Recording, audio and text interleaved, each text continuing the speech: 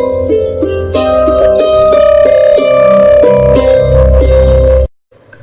Hind, welcome back to the Opal Verdict. मैं हूँ दीपा देसाई। अगर आपको ये वीडियो अच्छी लगी, लाइक कीजिए, शेयर कीजिए and subscribe to my channel. First thing first, मैं बहुत खुश थी। I was very happy, little bit shock to know कि how opposition reacted and immediately contradictory हो गया। जैसे ही वो कैबिनेट का सबका मीटिंग हुआ, उससे पहले जो भी राहुल गांधी के जो थोड़े बहुत बाइट्स आए थे मीडिया में, वो देख के मुझे अच्छा लगा यार।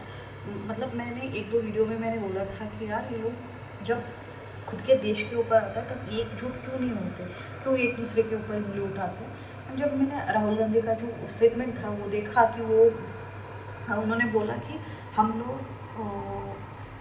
गवर्नमेंट के साथ है, जो भी वो एक्शन लेंगे उनके साथ है। और इमीडिएटली जैसे ही ट्विटर ओपन किया, ट्विटर पे ये ट्वीट आ गया। आप एक बार ये ट्वीट देख लीजिएगा। मुझे ये नहीं कहना है कि आप उंगली मत उठाओ, मुझे ये नहीं कहना है कि आप क्वेश्चंस ना करो, कि हमारे इंडियन आर्मी ने कभी भी ये नहीं बोला है कि हमें क्वेश्चन ना करो, बल्कि हमारे अंदर इतना होना चाहिए कि हमारे फोर्सेस के ऊपर हमें भरोसा करना चाहिए, क्योंकि वो लोग अपनी ज़िंदगी दांव पे लगाते हैं, तो उनके ऊपर हमें थोड़ा बहुत भरोसा कर लेना चाहिए। पर फिर भी उन्होंने हमेशा बोला है कि आप हमें सवाल पूछ सकते हो, ऐसा नहीं है सवाल नहीं पूछ सकते। उन्होंने बोला है कि सवाल पूछ सकते हो, पर ये टाइम सवाल पूछने का, उंगली उठाने का नहीं है। 200 किलोमीटर था, कैसे आ गए वो लोग, या फिर कैसे सिक्योरिटी ब्रीच हुई है नहीं हुई है, इसके लिए टाइम है। भूचाल नहीं आया है या धरती कब नहीं आया है, ख़त्म नहीं हुआ है। अब के लिए हमें ये है कि हमारे सामने एक दुश्मन है, उस दुश्मन से हमें साथ में मिल के लड़ना है। अपने लोगों के लिए खुद ही लड़ने लग गए सिक्योरिटी फोर्स के ऊपर। सिक्योरिटी क्यों नहीं है वहाँ पे, सबको पता है कि वहाँ की हालत क्या है। ऐसा नहीं है अपोजिशन को नहीं पता है, उनको भी पता है कि वहाँ का सिचुएशन क्या है। मैं ये नहीं फिर से मैं बोल रही हूँ कि मैं सिक्योरिटी फोर्सेस या गवर्नमेंट को बैक नहीं कर रही हूँ, but the thing is this is not the right time to blame anyone. If it is Indian army, if it is BSF, if it is police, Jammu Kashmir police, not this time. जैसे ही cabinet committee की meeting हो गई, एक news आती है कि INS Vikrant latest carrier deployed हो चुका है अरेबियन सी में, पूरा वेल इक्विप्ड डिप्लॉय हो चुका है अरेबियन सी में, just exactly opposite to Karachi port, Pakistan. आप लोगों को शायद याद होगा 1971 में जब इंडियन आर्मी और कराची के मतलब पाकिस्तान के बीच में जब लड़ाई हुई थी, INS विक्रांत ने कराची को ऐसे उड़ाया था। कराची पोर्ट को कहते हैं कि 7 दिन तक वहाँ पे आग बुझाने के लिए 7 दिन लगे थे। 7 दिन तक कराची पोर्ट चल रहा था। इस चीज़ को मैंने मेरे 1971 वॉर की सीरीज़ में कवर किया था, वो जाके देख सकते हो, उसका मैं डिटेल्स दे दूँगी यहाँ पे। एंड और 2 न्यूक्लियर सबमरीन्स हैं जो ऑपरेशनली डिप्लॉय हो चुके हैं। सबमरीन्स के नाम मैं नहीं बताऊँगी जब तक इसमें नहीं आएगा, मीडिया में नहीं आएगा। मीडिया में तो अभी तक आया नहीं है, एटलीस्ट मैंने नहीं देखा है अभी तक, तो तब तक मैं नहीं बता पाऊँगी। और वो कहाँ डिप्लॉय हो चुके हैं वो मुझे नहीं पता। मुझे क्या, नेवी के बहुत सारे पर्सनल्स हैं उनको भी नहीं पता है। वो बहुत ज़्यादा ही सीक्रेट होता है, बहुत हाई लेवल लोगों को ही पता होता है कि कहाँ डिप्लॉय हो चुके हैं, कौन से डिप्लॉय हो चुके हैं। वो शायद मीडिया में आ जाए, अभी तक तो आया नहीं है पर आ जाए। जब आएगा तब आप लोगों को पता चलेगा, पर मैं यहाँ पे नहीं बता सकती, वरना यू गाइस नो। मैंने मेरे एक इंस्टाग्राम पे एक स्टोरी डाली हुई थी कि दिवाली पाकिस्तान में जल्दी आ रही है करके, तो कुछ लोगों ने बोला कि ये ऐसे ही हवा में हवाबाजी कर रही है। कुछ लोगों ने मुझे ये बोला कि बस आप बोलते रहोगे, कुछ इंडियन आर्मी करेगी नहीं, क्योंकि कुछ लोगों को है डाउट, अभी भी है इंडियन आर्मी पे डाउट। वही प्रॉब्लम हुई, वो DNA में थोड़ा बहुत प्रॉब्लम होता है, तो उनको लगा कि कुछ नहीं कर रही है इंडियन आर्मी, चुपचाप बैठे हुए। एक इंडस वाटर ट्रीटी तो सस्पेंड की है, और क्या किया है, कुछ लोगों को यहाँ से बाहर निकाला है। और कुछ तो किया नहीं। इनको लग रहा था कि हम यहाँ से ब्रह्मोस छोड़ देंगे और वो जाके इस्लामाबाद और कराची में फट जाएगा। इन लोगों की एक्सपेक्टेशंस ऐसी थी, पर ऐसी नहीं है। एलओसी पे इंडियन आर्मी ने पटाखे वहाँ पे फोड़ना शुरू कर दिया है। वो फूटना शुरू हो चुका है वहाँ पे। मीडिया के हिसाब से और यहाँ के मीडिया और पाकिस्तान के मीडिया के हिसाब से पाकिस्तान ने सीज़ फायर वायलेशन करा है और उन्होंने वहाँ से फायरिंग शुरू करी थी और इंडियन आर्मी ने यहाँ से उनको रिटेलिएट किया है और रिस्पॉन्ड करा है। पर it's not like that. Media बताएगी ना, इधर की बताएगी ना उधर की बताएगी। उधर की तो ऑब्वियसली नहीं बताएगी क्योंकि उनकी इज्जत का सवाल है। इधर की मीडिया को शायद आई डोंट नो, पर ऐसा नहीं है। दिवाली की शुरुआत इधर से ही हुई है ऑब्वियसली, ये भारत से ही होगी दिवाली की शुरुआत हमेशा, तो इधर से ही हुई है शुरुआत और ये एस्केलेट होगा। अब कब तक होगा, कहाँ तक होगा, कितना वर्टिकली होगा, कितना हॉरिजॉन्टली होगा, वो मुझे नहीं पता। पर एक बात बोल दूँ कि कुछ ऐसा हो रहा है, कुछ ऐसा होगा जो शायद आप, मैं, हम लोग कोई सोच नहीं पा रहा है या फिर कोई सोचने के उस कगार पे नहीं है। पर you guys have to wait for 8-10 days and you will get to know कि बहुत बड़ा कुछ हो रहा है। And Pakistan this time Pakistan will get to know कि एग्जैक्ट अगर इंडिया को चोट पहुंचाओगे, इंडिया की सॉवरेनिटी पे चोट पहुंचाओगे, तो इंडिया फाइट बैक कैसे करना है वो इंडिया जानता है। जितने भी लोग मीडिया में बैठ के एक बंदा है यार, I am not able to remember his name, पर ट्विटर पे है वो, बहुत बड़े बुजुर्ग इंसान है। वो हमेशा एक ही बात बोलते हैं, मोदी कुछ नहीं करेगा, मोदी कुछ नहीं करेगा, ही हैज़ टू रिज़ाइन, ये वो पता नहीं क्या क्या। कभी कपिल सिब्बल जैसे ही है वो भी, कुछ ये नहीं है। पर द थिंग इज़ जब तक एक्शन नहीं होता तब तक बात नहीं करना चाहिए। बट है लोगों को कुछ भी बात करने की, तो हम कुछ नहीं कर सकते। वो तो हमेशा कुछ भी हो जाए वो सीधा मोदी को रिज़ाइन करना चाहिए ये बोलते हैं। जब उनको करना होता है वो कर लेंगे। आप coming to air force, because Indian army हो गया, इंडियन नेवी हो गया, तो एयरफोर्स कैसे पीछे हटे। कमिंग टू एयरफोर्स, एक एयरफोर्स सेंट्रल इंडिया में आक्रमण का एक्सरसाइज हो चुका है। अब आप लोग ये मत पूछिएगा सेंट्रल इंडिया में कैसे आ गया, बिकॉज कश्मीर कहाँ, सेंट्रल इंडिया कहाँ, because central India is in Madhya Pradesh का साइड। तो लोगों को शायद तो पहले पुरानी जो लड़ाई हुई थी वो याद नहीं है, तो हिस्ट्री पढ़नी चाहिए आप लोगों को पहले। सो सेंट्रल इंडिया में आक्रमण का एक्सरसाइज शुरू हो चुकी है एंड राफेल के 2 बेसिस है और एक बेसिस पूरा रेडी है हाशीमारा से। वो अभी अम्बाला की तरफ शिफ्ट हो रहा है, अम्बाला या फिर अम्बाला के आसपास के जो जगह है वहाँ पे शिफ्ट हो रहा है। तो इंडियन आर्म फोर्सेस के तीनों जगह से, Indian air force, Indian navy and Indian army, तीनों जगह से शुरू हो चुका है काम अपना। एंड इंडियन आर्मी तो बीएसएफ तो ऑलरेडी एलओसी पे धमाका शुरू कर चुकी है वो। एंड आई गेस ये एस्केलेट होना चाहिए। यहाँ पे कोई नेगोशिएशन नहीं होनी चाहिए इंडियन आर्मी, इंडियन गवर्नमेंट की तरफ से कोई भी टेबल टॉक नहीं होनी चाहिए जब तक पाकिस्तान आर्मी के जो मेन है वो बंदा, वो जब तक अपने घुटने पे आके माफ़ी ना मांगे, घुटने पे ना आए, तब तक तो एस्केलेट नहीं रुकना चाहिए। देखिए लोग इधर के भी मरेंगे, लोग उधर के भी मरेंगे, पर मेरे हिसाब से वो एस्केलेट होना चाहिए, अब नहीं रुकना चाहिए। बिकॉज हर टाइम पाकिस्तान अपना हिमाकत दिखाएगा, यहाँ पे आएगा और 26-28 लोगों को मारेगा और चला जाएगा और हम कुछ नहीं करेंगे। अगर ऐसा ही होता चला गया तो हज़ारों की संख्या कब लाखों में बढ़ जाएगी, ना आपको पता होगा ना हमें पता होगा। सो सब लोगों को लगता है कि एस्केलेट होगा, लड़ाई क्यों होगी है, पर नहीं। हमें तो, मैं तो बोल रही हूँ कि शुरू करो, कुछ बम्बे मारो उनके बेसिस पे, डायरेक्टली रावलपिंडी में ठोकनी चाहिए इनको, जीएचक्यू में आवाज़ आनी चाहिए, वो आवाज़ यहाँ तक गूंजनी चाहिए। ऐसे इधर के भी लोग मरेंगे, उधर के भी लोग मरेंगे। हमें अब ये डिसाइड करना है कि वंस फॉर ऑल किधर के मारने हैं। हर टाइम वो आके यहाँ के लोगों को आके मार के जाना चाहिए, या फिर वंस फॉर ऑल ये ख़त्म ही करना चाहिए।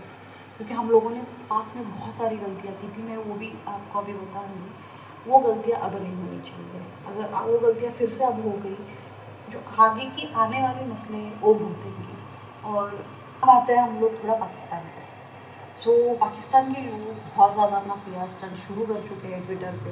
एंड हमने ये करना है, हमने वो करना है, हमने न्यूक्लियर मार देना है, हमने बम मार देना है, हमने ये उड़ा देना है, हमने वो उड़ा देना है।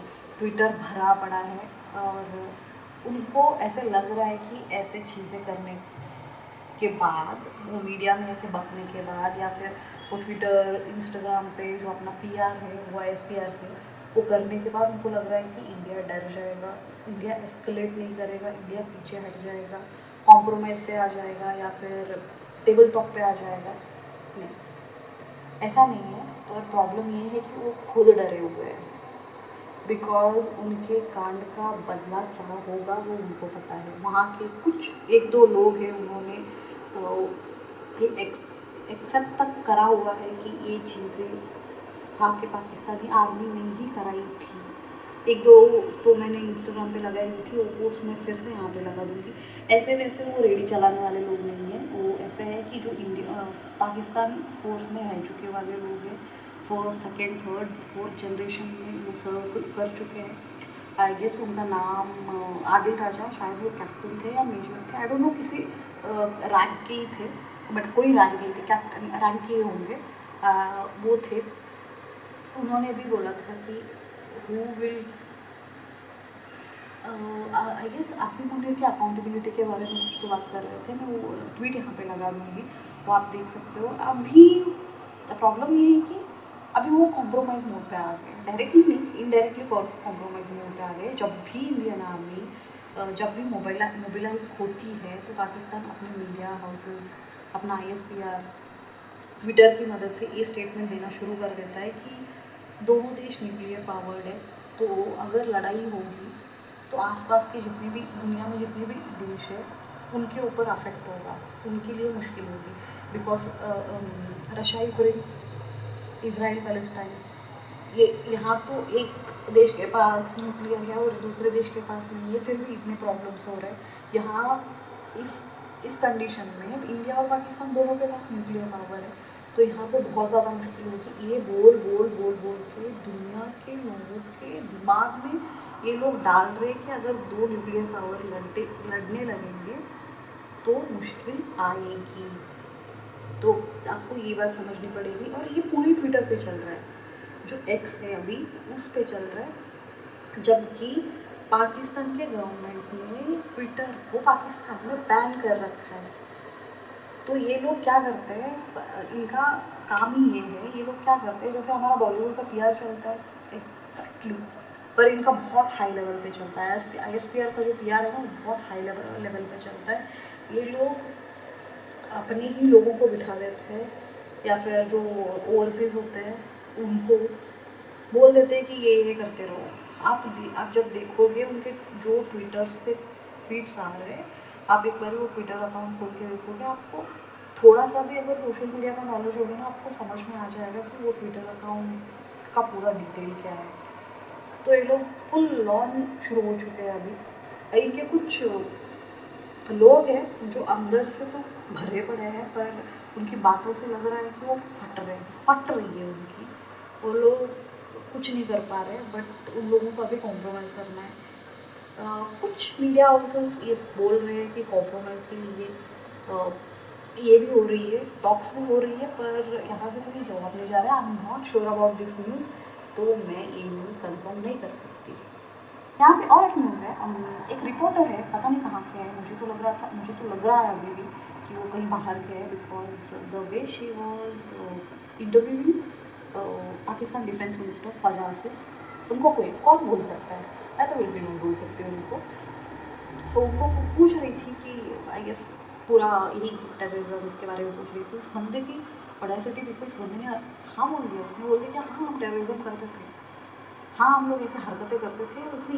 उसने उल्टा घुमा दिया उसे के ऊपर ये चीज़। उसने ये बोल दिया, ख्वाजा आसिफ ने, वो डिफेंस मिनिस्टर है पाकिस्तान का, बाय द वे, उसने ये बोल दिया कि ये हम लोग करते थे आप लोगों के कहने पे, हम लोगों ने ये गंदा काम करा है, और आज आप मुझे ये सवाल इसीलिए पूछ रहे हो बिकॉज आप लोगों के कहने पे ही हमने करा था ये। वो मान चुका है कि वो लोग टेररिज्म करते थे, पर उसने उल्टा उसी पे डाल दिया कि आप लोगों की गलती है कि आप लोगों ने हमसे करवाया है। पर इस बंदे ने ये नहीं बोला कि हमने इतने पैसे पकड़े थे आप लोगों से, या फिर इवन फील्ड में हमने इतने अपार्टमेंट पकड़े थे आप लोगों से। इतना इतना मतलब कहाँ से आता है यार उनके अंदर कॉन्फिडेंस। तुमने एक तो उसके जवाब भी दिया, तुमने ये भी बोल दिया कि हमने कराया, उल्टा उसी के ऊपर डाल दिया कि यूरोप और अमेरिका के कहने पे ही हमने इतना सारा गंद फैला दिया है। ये नहीं बोल सकते कि हम लोग भिखारी थे, हमको पैसे की ज़रूरत थी और तुमने पकड़ा दिया, हमने पकड़ा दिए। Coming to Pakistan response to India ने जो वाटर ट्रीटी या फिर जो भी रिएक्शन इंडिया से आया है उनको बहुत तगड़ा जवाब दिया है। वैसे उन्होंने कहा है कि हम लोग शिमला अग्रीमेंट कैंसिल कर देंगे। वो भी कौन कह रहा है? शिमला अग्रीमेंट कैंसिल कर देंगे। कमिंग टू शिमला अग्रीमेंट, अगर किसी को पता नहीं है तो उनको मैं बता दूँ, ये चीज़ मैंने 1971 के सीरीज़ में 2-3 वीडियो बनाई थी मैंने, उस पर भी कवर किया था। तो ये अग्रीमेंट वहाँ के जो पीएम थे जुल्फ़िकार अली भुट्टो उनके, और यहाँ पे जब उस टाइम पे इंदिरा गांधी जब पीएम थे उनके बीच में हुआ था। इस अग्रीमेंट के हिसाब से जो 1971 में जो 93,000 के पतलूनें उतारी थी, वो लोग यहाँ पे थे प्रिजनर्स ऑफ वॉर, वो लोग यहाँ पे थे, उनको छोड़ना। और 1971 की लड़ाई में हम लोगों ने 13,000 किलोमीटर का जो सिंध का एरिया पकड़ाया था, सिंध का एरिया हमारे हाथ में आया था, तो सिंध का एरिया हम लोगों ने उस टाइम पे उनको दे देना था। तो हमने दे दी वो 1 साल के बाद, जैसे जैसे इन लोगों को छोड़ा उसके बाद हमने वो सिंध का जो एरिया था वो हमने दे दिया। ये मैंने एक्चुअली मेरे वो सीरीज़ में बताया था, आप जाके देख सकते हो। तब एक्चुअली हम लोगों को नेगोशिएट करना चाहिए था। तब तो अगर नेगोशिएट कर लेते थे, ये बोलते थे कि अगर कश्मीर चाहिए, ये 93,000 जो लोग हैं वो चाहिए, तो फिर सॉरी अगर सिंध चाहिए और 93,000 लोग चाहिए तो पीओके जो है वो दे दो, खाली कर दो और निकलो यहाँ से। तब एक्चुअली इनको कर देना चाहिए था, पर हम लोग again being mature country, mature बनते बनते बनते हम लोगों ने अपने हाथ से बहुत कुछ खो दिया है, बहुत कुछ खो दिया है। एक चीज़ नहीं है, बहुत सारी ऐसी चीज़ें हैं। मैंने इसीलिए पहले बोला, मेरे वीडियो के फर्स्ट में बोला कि हम लोगों ने पास में बहुत सारी गलतियाँ करी है। नेगोशिएट बहुत हार्ड करना होता है, जब जियोपॉलिटिकली आता है तब तो बहुत हार्डली नेगोशिएट करना चाहिए। बिकॉज हम लोगों ने एक तो 93,000 लोगों को 1 साल खिलाया पिलाया, वो दारू वाले लोग हैं। सच बोल रही हूँ मैं, ऐसे ही नहीं बोल रही हूँ। My grand father was in that war, my grand father was in that war, so I know each and everything. तो 1 साल उनको खिलाया पिलाया, एंड वो होने के बाद हमने 93,000 लोगों को छोड़ भी दिया। सिंध का जो ज़मीन हम लोगों ने लिया था वो भी छोड़ दिया, बदले में हमने कुछ नहीं लिया। शिमला अग्रीमेंट के कॉपीज़ लिए और माथे पे लगा लिए, और कुछ नहीं किया हम लोगों ने। ये बायलैटरल नेगोशिएशन पे स्टैंडर्ड था, पाकिस्तान कभी इसको बायलैटरल पे रखा नहीं था, हमेशा ये इसको यूनिलैटरल बनाता था, यूएन घसीट के ले जाता था, या फिर वो 2 कौड़ी के मलेशिया को बोल देता था कि हमारे कश्मीर के बारे में कुछ बोल दो, और सऊदी वालों को बोल देता था, दुबई वालों को मतलब यूएई को बोल देता था। एंड देन अब तो भिखारियों को भी बोलने लग गए हैं। अब बांग्लादेश के लोगों से बुलवा रहा है कि कश्मीर के बारे में मत करो। तो शिमला अग्रीमेंट पे ये लोग कभी कायम नहीं रहे। 1984 में इन लोगों ने सियाचिन में कब्जा करा था, कब्जा करने की कोशिश करी थी, करा नहीं था, कोशिश करी थी, वो चढ़ने की कोशिश करी थी। क्योंकि शिमला अग्रीमेंट के हिसाब से ये बात हुई थी कि बिकॉज वहाँ पे ठंड बहुत होती है, तो दोनों ट्रूप्स, पाकिस्तान और इंडिया के दोनों ट्रूप्स उस टाइम पे नीचे आएंगे, और जैसे जैसे ठंड ख़त्म हो जाएगी तब फिर हम लोग ऊपर जाएंगे। पर पाकिस्तान बीइंग पाकिस्तान, वो खुद के दिमाग चलाने के लिए उन लोगों ने पे अटैक करने का शुरू कर दिया, वहाँ पे मतलब कब्जा करने का शुरू कर दिया। इंडियन आर्मी गई, उखाड़ के फेंक दिया इन लोगों को।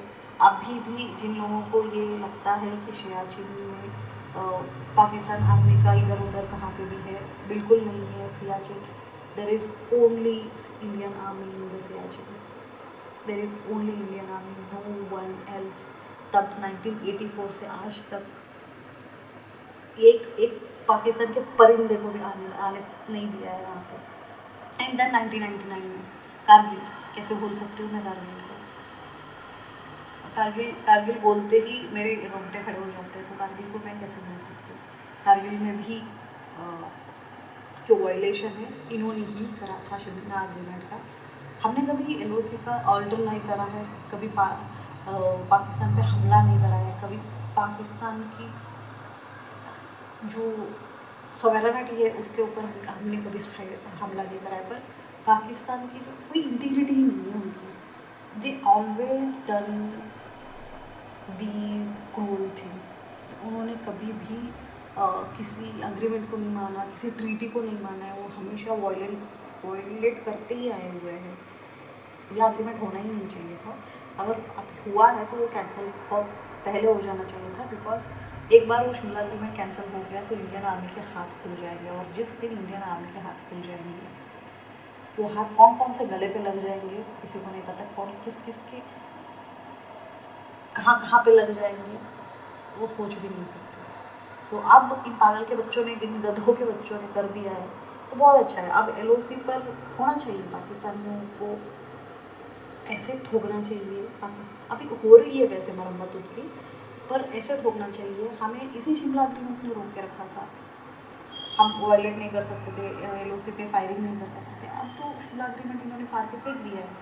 तो अब ये हम लोगों को ये करना चाहिए कि अब मुझे ऐसा लग रहा है कि POK इंडिया में आने के लिए अभी राइट टाइम में, मतलब आने वाला है, मुझे ऐसा लग रहा है, पता नहीं क्यों। ये तो मैंने सोचा भी नहीं था जब वीडियो बना रही थी कि ऐसा हो सकता है। पर जब सारे खड़िया एक जब मैं बोल रही हूँ तब मुझे लग रहा है कि POK अभी दूर नहीं है। वैसे भी दूर नहीं है, पर अब इंडिया में मिलने के लिए बहुत दूर नहीं है, बिकॉज अब शिमला एग्रीमेंट ख़त्म हो गई, ये फायरिंग वायलेशन वगैरह का ख़त्म हो गया। तो अब इंडियन ट्रूप्स पाकिस्तान के ऊपर अटैक कर सकते हैं, और जैसे जैसे जैसे अटैक करोगे वहाँ पे उनके पोस्ट को कब्जा कर सकते हैं। तो POK पूरा पूरा इंडिया में आ जाएगा। तब कोई बीच में ये एस्केलेट होना चाहिए, बस वहाँ पे कोई कॉम्प्रोमाइज़ नहीं होना चाहिए, जैसे उस टाइम पे हुआ था 47 में। अगर उस टाइम के हिसाब फिर से अगर कोई बंदा यहाँ से UN चला जाएगा तो फिर आई डोंट थिंक सो जाएगा कोई, यहाँ से तो कोई नहीं जाएगा। बट स्टिल मुझे लगता है कि POK आने वाला है। इंडियन आर्मी, अब तो इंडियन आर्मी को कोई नहीं रोक सकता, बिकॉज उनको उनके जो ऑर्डर्स थे वो मिल चुके हैं। जितने ऑर्डर्स थे उतना काफ़ी है। जब आगे के ऑर्डर्स चाहिए तब भी मिल जाएंगे वो। But whatever they are doing, go ahead, please carry on. उससे और 2 बम्बे फोड़ दो, और 2 गोलियाँ मार दो, बस आसिम मुनीर का सर काट के ला दो, और कुछ नहीं चाहिए। एक बार उस बंदे का सर कट गया तो एक नासूर हट जाएगा इस धरती से। कुछ ट्वीट्स हैं पाकिस्तान से जो मैंने मेरे द ओकल वर्डिक में भी लगाए हुए थे, उनके कुछ कुछ आंसर दिए हुए थे। मैं यहाँ पे लगा दूँगी, बहुत ज़्यादा बात नहीं करूँगी बिकॉज मैंने ऑलरेडी बोल दिया है सारा कुछ। बट एक 2-3 ही है, ज़्यादा नहीं है। उसमें से 1-2 को मैं बहुत सेंसिबल मानती थी, अब पता चला कि वो भी गधे के बच्चे हैं। तो एक बंदा है इशाक डार, जो सबको पता है, फॉरेन मिनिस्टर है and he is also deputy prime minister of Pakistan. उसने बोला है कि पुलवामा में जिसने अटैक करा है, जो टेररिस्ट है, वो लोग फ्रीडम फाइटर्स है और अपने फ्रीडम के लिए वहाँ पे लड़ रहे हैं। तो बहुत लोगों को सरप्राइज़ लगा, हमारे मीडिया में बहुत ज़्यादा कोट कर रहा था। मुझे ये नहीं समझ में आ रहा है कि मीडिया में कोट करने की ज़रूरत नहीं थी, बिकॉज वहाँ का एक सिटिंग प्राइम मिनिस्टर ये बोल सकता है कि ओसामा बिन लादेन उनका हीरो है, तो फिर ये टेररिस्ट को लोग फ्रीडम फाइटर्स बोलने से ज़्यादा हिचकिचाएंगे नहीं। एंड सेकेंड थिंग इज़, अगर कॉन्ट्राडिक्टरी, अगर ये लोग इनको फ्रीडम फाइटर बोल सकते हैं तो जो असली फ्रीडम फाइटर है वो तो बलूचिस्तान वाले हैं। तो फिर हम जब उनको बलूचिस्तान वालों को बोलते हैं फ्रीडम फाइटर्स, तब आपको मिर्ची लग जाती है। हामिद मीर करके हैं, एक रिपोर्टर है, उन्होंने कहा है कि the so called water strike from India may not leave Pakistan high, and dry, but India will emerge as bigger loser after Shimla strike by Pakistan. तो मैंने शिमला एग्रीमेंट के बारे में बताया, मैंने उनको रिप्लाई भी किया था कि आपने कभी शिमला एग्रीमेंट पढ़ी है, अगर शिमला एग्रीमेंट पढ़ी होती तो थोड़ा बहुत आपको पता भी होता, बट इन लोगों ने कभी पढ़ी नहीं है तो इनका कुछ नहीं हो सकता। नेक्स्ट आता है, इस बंदे से मुझे ये उम्मीद नहीं थी, मैंने इसको थोड़ा बहुत सेंसिबल समझा था, पर मतीउल्लाह जान ये रिपोर्टर है, इसको आईएसआई ने उठाया था, इसको आईएसआई ने जिस हिसाब से ठोका था, और आईएसआई मतलब पाकिस्तान का इंटेलिजेंस ब्यूरो, जिस हिसाब से ठोका था, जिस हिसाब से इसकी टाइट करी हुई थी, आप लोग सोच भी नहीं सकते हो। इसका सॉफ्टवेयर बहुत पहले अपडेट हो चुका है कि से Pakistan and India 2 nuclear neighbours. इनका खाना हजम नहीं होता जब तक ये ना बोले ये लोग कि India and Pakistan nuclear neighbours है। हर पाकिस्तान का हर एक रेडियो वाला है बोलता है, मैंने इंडिया में ज़्यादा किसी को नहीं सुना है। कितने लोग हैं उनको पता तक नहीं है न्यूक्लियर होता क्या है यहाँ पे। ऑनेस्टली बोल रही हूँ, न्यूक्लियर पावर के बारे में तो बोलते ही नहीं है यहाँ पे लोग। ज़्यादा से ज़्यादा अगर कोई गुस्से में आके बोल रहा है तो बम फेंक दूँ, इसके अलावा कोई कुछ नहीं बोलता है। एयरक्राफ्ट न्यूक्लियर, इसके बाद न्यूक्लियर पावर, न्यूक्लियर सबमरीन, इसके बारे में किसी को पता ही नहीं है, पर यहाँ पे हर एक के ज़बान पे nuclear. Nuclear power threatening to block the flow of water from its river without any investigation or evidence is an open declaration of war. If the water from the rivers is blocked, then attacking the water reservoirs dam built by India on the rivers with trillions of dollars would be considered Pakistan right to self-defense. If India ready to do such a things and cause irreparable damage? ये पागल हो गया है, कुछ नहीं है, ये सच में पागल हो गया। ये बोल रहा है कि एक तो इस बंदे ने ये बोल दिया कि ट्रिलियंस ऑफ डॉलर लगते एक डैम बनाने के लिए। मैं आज ही मेरे भाई से बात कर रही थी, एक बंदा है पाकिस्तान में, एक बंदा चीफ ऑफ जस्टिस है साकिब निसार। वो बंदा पाकिस्तान के हर एक लोगों से पैसा कलेक्ट करके, उस बंदे ने डैम के लिए पैसा कलेक्ट किया था और पैसा लेके भाग गया था। तो इनको लगता है कि सारे साकिब निसार इंडिया में भी पैदा हो गए, नहीं है। और ये बोल रहा है कि अगर कोई डैम है, हम लोग वो डैम उड़ा देंगे, बम मारेंगे वहाँ पे, न्यूक्लियर मारेंगे और बम ये डैम उड़ा देंगे। इसलिए बोला मैंने कि देखे बच्चे करके, ऐसे ही नहीं बोला मैंने। In such a case if India spreads a conventional war across the entire border will nuclear Pakistan wait for India first time. उस न्यूक्लियर बत्ती बनाओ यार उसकी, मैं यहाँ पे नहीं बोल सकती, सच्ची बोल रही हूँ, बत्ती बनाओ उस न्यूक्लियर पावर की। न्यूक्लियर पावर नहीं हो, गाजर हो गए, कोई भी आ रहा है खा रहा है। इन द यूएस देखो आ गया औकात में। Will the US play its role in preventing the world's first direct war between two nuclear powers? If India has suspended the Indus Water Treaty, which it cannot do legally, then will other sensitive agreement between the two nuclear powers? If India suspended the Indus Water Treaty, if अभी भी कौन सा नशा करते हो, अभी भी doubt है आप लोगों को? इंडिया ने कर दिया है, हो गया, इंडस वाटर ट्रीटी सस्पेंड हो चुका है। और तुम लोग वही बोल रहे हो ना, घुमा फिरा के शिमला फाड़ के फेंक दो, आग लगा दो हमारी तरफ से शिमला एग्रीमेंट को। और मैंने बोला था ना, ये इन लोगों का कुछ नहीं हो सकता, खुद के पैरों पे खड़े नहीं हो सकते। इन लोगों ने फिर से आ गए यूएस पे, यूएन पे जाएंगे, यूएस पे जाएंगे, खुद के ऊपर कुछ, खुद से एक कौड़ी का काम नहीं होता इनसे। मतीउल्लाह जान पागल हो गए, इशार डार, मतीउल्लाह जान, जितने भी लोग हैं वहाँ के सारे पागल हो चुके हैं। मीडिया में जाके देखोगे इनके, आपका सर दर्द हो जाएगा। इतनी हमारी मीडिया भी बक बक करती है, ऐसे नहीं है नहीं करती है, मैं ये नहीं बोल रही हूँ हमारी मीडिया बहुत सही है, वो भी बक बक करती है, पर इनकी मीडिया बिना सर पैर की बातें करती है। वो लोग लिटरली बोलते हैं, एक हाथ में बम पकड़ो, एक हाथ में भीख मांगो। अगर उस बंदे ने भीख नहीं दिया, एक बंदे ने बोला था ये, अगर उस बंदे ने भीख नहीं दिया तो उस हाथ से बम फोड़ो या फिर बम फोड़ने की धमकी दो, तो अपने आप वो भीख देगा। ऐसे लोग हैं ये लोग। सो कलेक्टिवली बातें यही है कि इंडिया को एस्केलेट करना चाहिए, कॉम्प्रोमाइज़ नहीं करना चाहिए। अब यही टाइम है, वो बोलते हैं ना अब नहीं तो कभी नहीं, तो यही टाइम है कुछ करने का और आसिम मुनीर को अपने घुटने पे लेके आने का। सो यस, आपको कैसे लगा मेरी वीडियो, मेरे ओपिनियंस या फिर मेरे जो जितना भी मेरा नॉलेज है इसके ऊपर, वो चीज़ें आपको कैसे लगी मुझे कमेंट में बताइएगा। अगर आपको ये वीडियो अच्छी लगी लाइक कीजिए, शेयर कीजिए and subscribe to my channel. Bye bye, जय हिंद, वंदे मातरम।